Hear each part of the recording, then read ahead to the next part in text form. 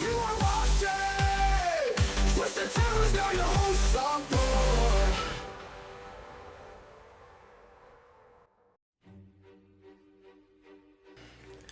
What is going on, horror fanatics? Zomboy here, and you're watching another episode of Twisted Terrors. In this episode, we're going to be talking about 1985's Re-Animator. This movie was directed by Stuart Gordon. It's rated R. IMDb has this one rated as a 7.1 out of 10. Letterboxd has this one rated as a 3.8 out of 5. I'll read the plot. Herbert West, a rogue medical student, invents a glowing green serum that brings the dead back to life. But his experiments spiral out of control, reanimating corpses that turn violent, decapitating rivals, and unleashing chaos in the morgue. As the body count rises, West's obsession with conquering death leads to a final, twisted resurrection that leaves everyone questioning what it means to truly live or die. The tagline on this one is Herbert West has a good head on his shoulders and another one on his desk.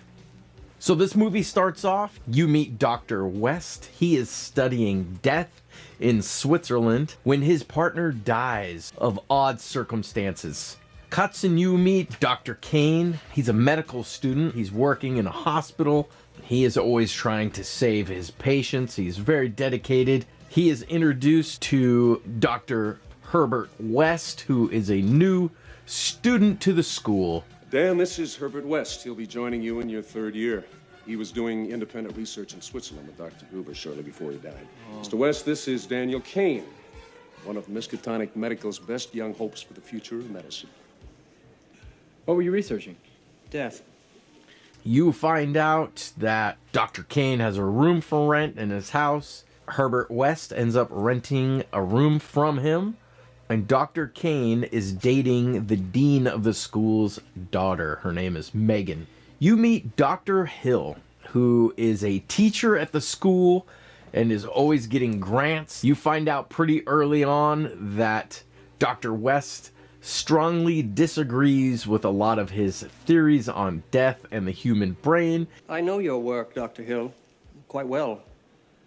Your theory on the location of the will in the brain is interesting. Though derivative of Dr. Gruber's research in the early 70s.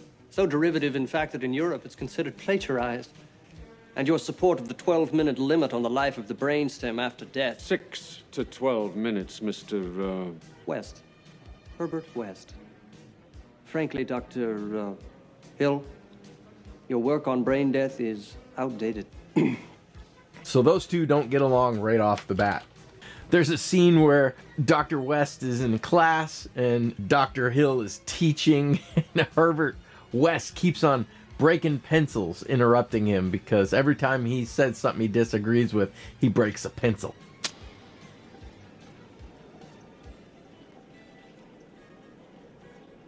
Perhaps it takes...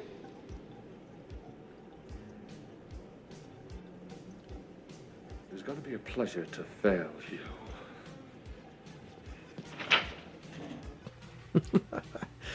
Dr. Hill is quite a bit older, but he is absolutely obsessed with the dean's daughter, Megan. At one point, they're having dinner. It's the dean, Dr. Hill, Dr. Kane, and Megan, and it's really awkward. He ends up proposing this toast to Megan. Well then, one last toast. To me, my esteemed colleagues, capable, beautiful, loving daughter, the obsession of all who fall under her spell.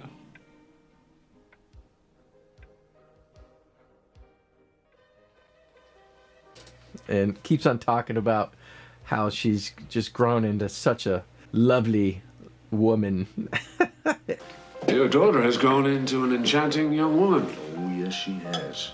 She deserves the best, Alan. Someone clearly superior. Meg has matured a great deal in the past few years, but she's still young and impressionable. Your beautiful, young, loving daughter. And like at one point he hypnotizes the dean.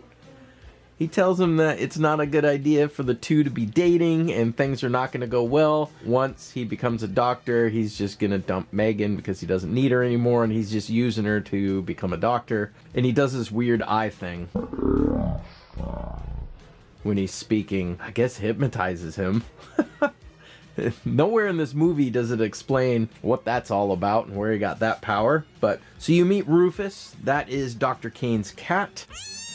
And at one point, the cat goes missing. Megan and Dr. Kane are looking all over for it, and Megan goes in Herbert West's room and finds the deceased cat in his refrigerator. Oh, Dad! What are you doing in my room? How dare you come Dad! in my room? Dad! In the fridge! I was going to show you. When they call him out on it, basically he tells him he got his head stuck in a jar going through the garbage and suffocated, and he didn't want the house to smell, so he put it in his fridge. So he did it for them. That night, Dr. Kane wakes to a bunch of screechy, screaming noises. He's following it through the house down into the basement, where you find Herbert West wrestling with a cat.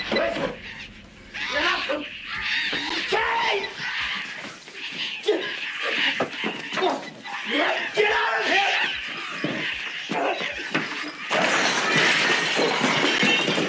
Get it off of me!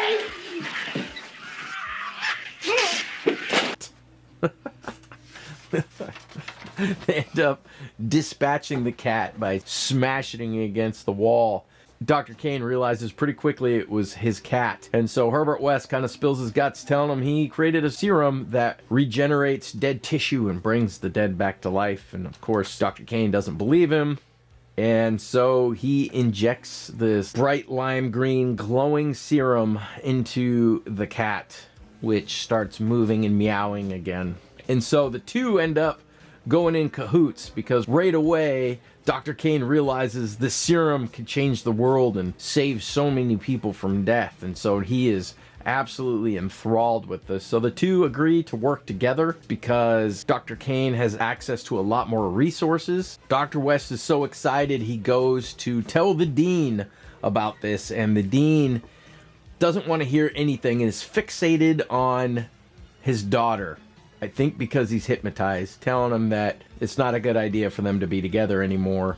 When he starts talking about the serum, he ends up telling him he's done being a student at that school, and Herbert West is kicked out, and he's going to have to pay back all those student loans. So now the two of them aren't students at Miskatonic Medical School any longer. So the next scene is them breaking into the morgue of the hospital to test the serum on a corpse. So they're searching for the freshest corpse, find one and inject it into its brain stem in the back of the neck. And the first time they try it, nothing happens. Second time they try it, it comes back to life. So the corpse wakes up and instantly starts fighting them. The next scene is the dean, and he's asking where Dr. Kane is, and they tell him he's in the morgue. Please, Mr. Kane, and have him report to level L security desk, and make sure that she stays right here. And of course, he told them he's not a student there anymore, so he's not supposed to be down there. So he heads down. When he gets down there, he is attacked by the, I guess you would call it, reanimated zombie, who ends up killing the dean. Dr. West dispatches the corpse with a bone saw. He starts cutting from the back, and it cuts all the way through and out his chest. It's a good scene. The gore in this movie is awesome. The special effects are really good. They made this one super gory, which I enjoy. So they figured the corpse was going crazy because he had just been dead too long. Herbert West decides to inject the dean because he just died. He should be fine. So they end up injecting the dean, and he wakes up and starts making a bunch of noise. And next thing you know, Megan shows up with security, and the dean is going nuts. That is Dean Halsey, sir. You see, I came down here to visit Mr. Kane, who was here working, and Halsey entered and started ranting at us. rather irrational. No! Who's that over there? Just a corpse. You see, Halsey came in, grabbed that thing, and, well, went crazy. And the dean gets put in a psychiatric ward. Dr. Hill is studying the dean, has Megan sign a waiver saying that he can run tests on it, and he finds out pretty quickly that the dean is dead, but has brainwaves.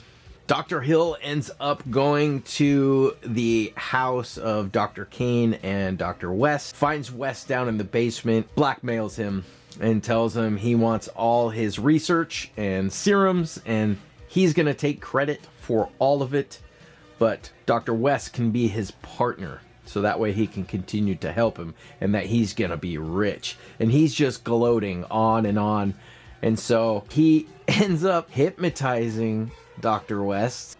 You will do what I tell you to do. Yes, Doctor. I want to see your notes.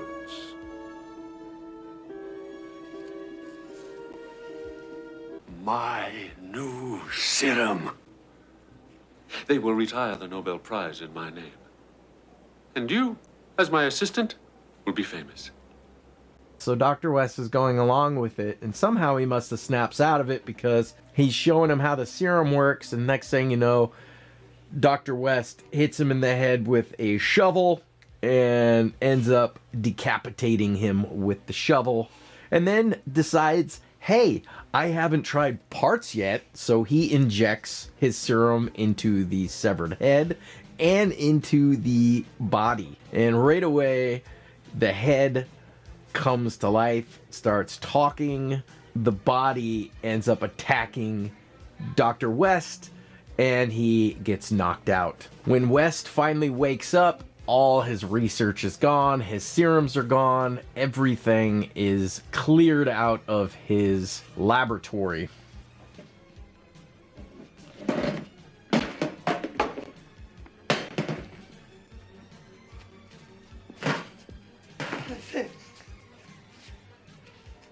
My work! My work! What's going on? My work! It's gone! It's all gone! You took my serum! Except for what I have upstairs. Who? What happened here? Hill ends up going to the morgue.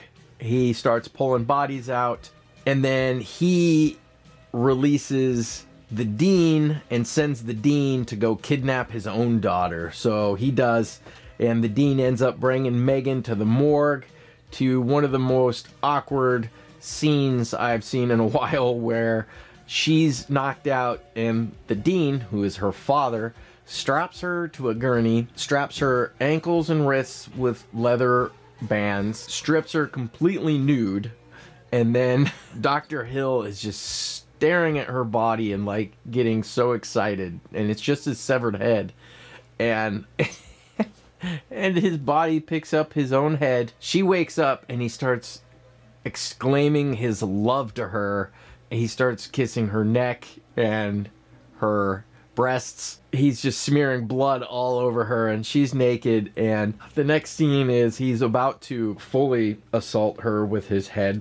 Herbert West speaks up and interrupts him, and now there's an epic battle between Herbert West thinks he has a plan, but Dr. Hill has injected all the corpses in the morgue. They all get up, and so now you've got West versus all these zombies, and while the attention's on West, you've got Dr. Kane getting Megan unstrapped from the table. They're not doing too well against these zombies until Megan's dad, the dean, starts snapping out of it and starts helping his daughter because she's about to get killed by zombies, and so he starts helping. Megan and Kane end up running out of the morgue, leaving Dr. West in there. They're fighting their way into the elevator, trying to get away, and then Megan is strangled to death by a reanimated corpse, and Dr. Kane is hitting this corpse with an axe, which is not doing anything, And then finally, when he dismembers it, he takes her up the elevator to the hospital to a emergency room where they're trying to resuscitate her, which they call it quits, and she is dead. The doctors and nurses leave, and he pulls out the serum and injects Megan in the back of the neck. And that is the last scene. It goes black, and then you hear Megan screaming.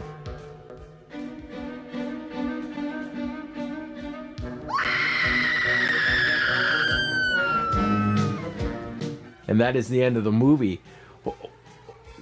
What happened to Dr. West? He just disappears. They really don't say.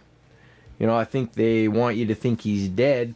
You know, not to spoil it, but there are sequels which also have Dr. West, so therefore he can't be dead. I like this movie. It's a fun movie. I love the concept of bringing the dead back to life. You know, this one is very much reminds me of like a Pet Cemetery where the dead just aren't right. They're evil, they're mean, they just have their killer instincts, basically. All is left. One thing they explain in the movie is Dr. Hill is able to control all these zombies because he lobotomized them all. So he basically lobotomizes them and then changes them into a zombie. Therefore, he basically makes their brain just accept commands. And that's why they're not attacking him, even though he's a zombie himself. But, you know, the acting's good in this. You know, there's definitely some awkward scenes. The sexual tension between Dr. Hill and the dean's daughter is just awkward. You know, he's a grown man and she's a child. So there's a lot of just super weird comments, and the way he looks at her is really gross. But, you know, the acting is really well. You know, I liked everyone in this movie. They did such a good job. But the special effects are great. The whole end of this movie, you have Dr. Hill headless, and they did a lot of different practical effects to make that look real. At one point, you know, he's carrying around the head. The other part's got it in a tray. And so I really give them a nod to all the practical effects that go in this movie. And then the amount of blood in this movie is insane. And I think some of the actors, they said it was the bloodiest movie they'd ever been in their life. So I like that. But, you know, this one is definitely not a perfect movie. To me, it's a cult classic. Horror fanatics, this one just stands out as one of the classics that started an era, you know, in 1985. That's such a prime area for horror movies. So this one holds a special place in my heart. And it's going to be one where I'm going to have to watch the others. I haven't seen the later ones in a long time, and there's a lot of them. I have seen them all, but, you know, I highly recommend this one. Just have fun with it. It's a goofy, there's some comedy here and there, but it is mainly just an absolute gore fest, which is a lot of fun. So I give them a lot of props for that. So if you haven't seen it, go watch it. I highly recommend it. You know, one of the cool things about this one as well, the building they used for the Miskatonic Medical School is the same location as Cyberdyne headquarters in Terminator 2.